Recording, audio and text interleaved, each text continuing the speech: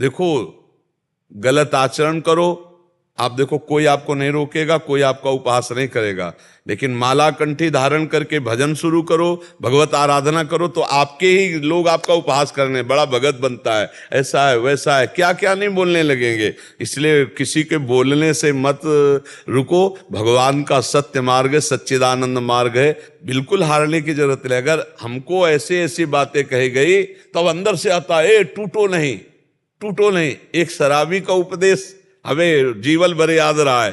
वो यही कहता था, तिल तिल काटी गई मूर्ति कभी टूटी नहीं, तू बाबा जी बना कभी टूटना नहीं। हम उस समय बच्चे थे, वो जीवन भर रखा।